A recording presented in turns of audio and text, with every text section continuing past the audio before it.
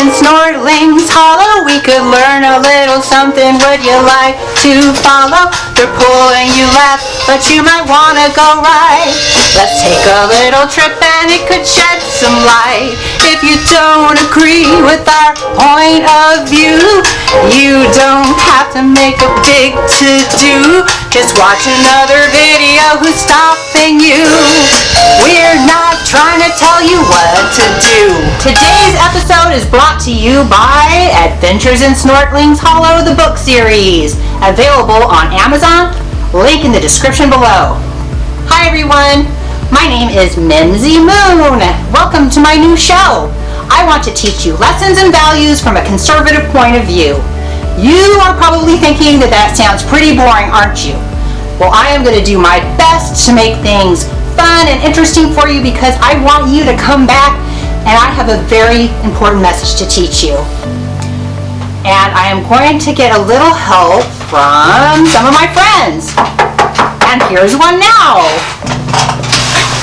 Piper! I was just about to come knocking on your door. Oh, really? And why is that? Because today is the day that I start my new show. Did you forget? Yeah, I guess I forgot all about it. Well, it's not too late. You want to come and join? Yeah, pick me up. All right. Okay. Hi, everybody. This is my friend and neighbor Piper.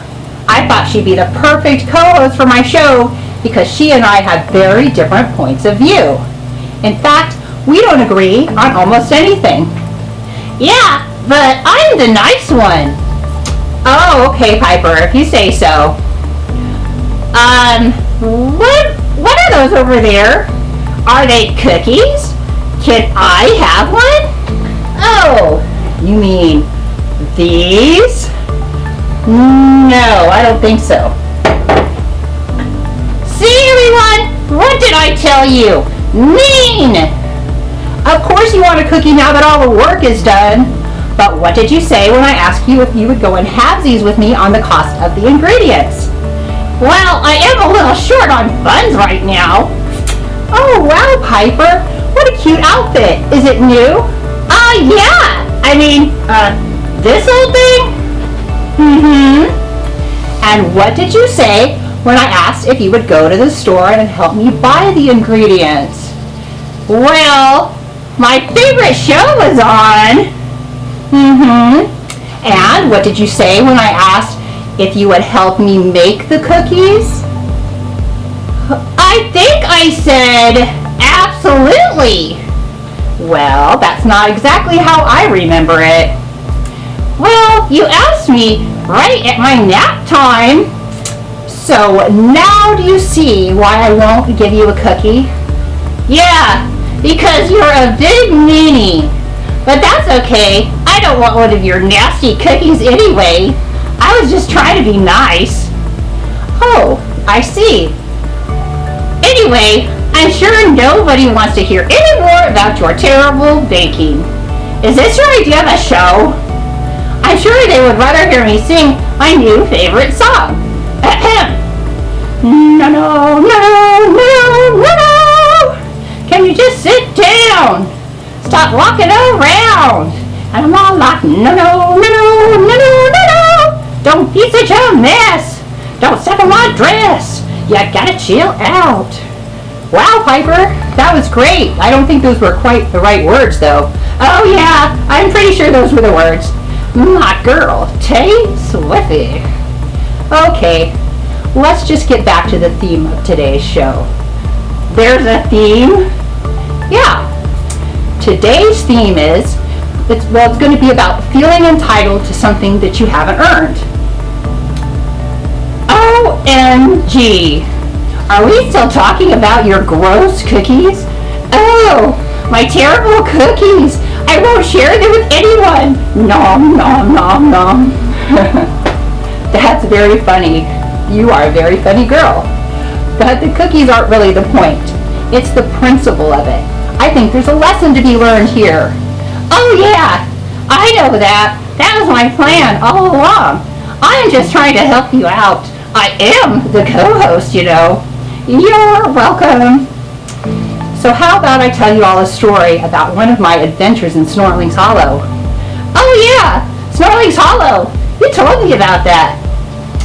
Okay, well why don't you tell our friends all about it then? Okay, well it's like some magical land that Mimzi goes to in her dreams. Yeah, but she's all like going into a trance and she's like, woo! I'm Madame Fupa! Okay, I guess it's kind of like that, except I don't call myself Madame Fupa or whatever. Anyway, ever since I was a child. Oh, was that before they invented cars? No. Anyway, I've been able to travel to other parts of the world and even other dimensions in my dreams and in my imagination. One of the places I always end up in is Snortlings Hollow. It seems to be a particularly easy dimension to travel to. Maybe if we all use our imaginations, we can travel there together right now. To the lamp! Snortlings Hollow is an enchanted township in a land within a dimension very close to your own, yet unseen by most until now. Are you gonna talk like this the whole time? Anyway, as I was saying, in Snortlings Hollow lives a wingling, which we would call a fairy, named Luna. Luna is the writer for the #1 newspaper in the township, the Beaver Clan Gazette. Every time I visit Snortlings Hollow, I meet up with her. She is the unofficial guide to the occasional interdimensional traveler. She is the first to know when something happens in their township, and she knows just about everyone who lives there. I have come to realize that Snortlings Hollow is just like a smaller version of America, and Snortlings are just like Americans. They have the same issues and problems there that we do here. Wait a minute. Issues and problems? What kind of story is this gonna be? The purpose of this story is to teach lessons and values. What kind of lessons would you learn if I just told you about a fun day at the park, having a picnic? If you have something else to do, you are free to go. I'm listening. So, they see me as kind of a wise elder there. They value my opinion and advice and often ask me for help. I can see that. Oh, thank you, Piper. You value my opinion too? I meant more like the elder part. That's short for elderly, right? Anyway, super funny. So, Luna and I greet each other. And then she says, I'm very glad to see you. It seems there is a sort of epidemic sweeping Snortlings Hollow. An epidemic of sadness and anger affecting the young beings. Beings? That's what they call people, Piper. Oh, okay. So if you say that Snortlings Hollow is just like America, it's no wonder that young beings are very sad and angry. Nothing's ever the way we want it around here. Well, I'm sorry you feel that way, Piper. And they feel the same way that you do. But let me continue. Okay, proceed. Thank you. So, I asked, can you introduce me to some of these unhappy young beings? And she made a call, and we were able to meet with Mackenzie and Skylar outside the college. They both seemed annoyed that I wanted to speak to them, and Skylar asked, what are we going to get out of this? I said, maybe I can give you some advice that could help you feel better about your lives. They seemed uninterested, but they didn't leave. Wait a minute. Is that supposed to be you? Well, not really me, but like my avatar, you know? So Mackenzie says, life has let me down. I am tired of waiting for the happiness I was promised and the money and fame I deserve. I am angry that the world doesn't see things my way, said Skylar. I never receive the respect that I should be given. Why do you feel you are entitled to these things, I asked. Why shouldn't I be, said Skylar. It's my right as a being, said Mackenzie. Is there going to be a happy ending to this story? Well, that depends on what you consider a happy ending. I mean, there is hope that they will... No, not that! I mean, Did the world ever give Mackenzie the money and fame she deserves? Or Skylar the respect he should be given? Well, no, Piper. It's kind of the point. You have to earn money, fame, and respect. Boo! Okay, Piper. How about this? Right after they spoke to me, we all went and had a picnic at the park, and then we all lived happily ever after. Yay! Thought you'd like that. Okay, so I'm going to talk to our friends for a minute. This might sound like I'm being mean, but sometimes the thing that sounds mean is really the kindest thing of all. The world doesn't owe you anything. Parents owe their children food, clothing, shelter and affection, and education, but that's it. They don't owe you designer clothes, the latest phone, or the trendiest toy. And when you turn 18, they no longer even owe you those things. They may or may not choose to buy you nice things, or they may or may not choose to help you after you're 18, but they don't owe you. The world is not your mommy. The government is not your daddy. When you turn 18, you trade in the privilege of your parents taking care of you for something even cooler, your unalienable rights, otherwise known as your God-given rights. These are the rights that you are entitled to just because you were born. The government didn't give them to you, and nobody should be able to take them away. And they are: Number 1, the right to be an individual. You are your own person, beholding to no one. Number 2, the right to choose. You can choose how to live your life. Number 3, the right to property. You can keep what you earn. Your body is also your property.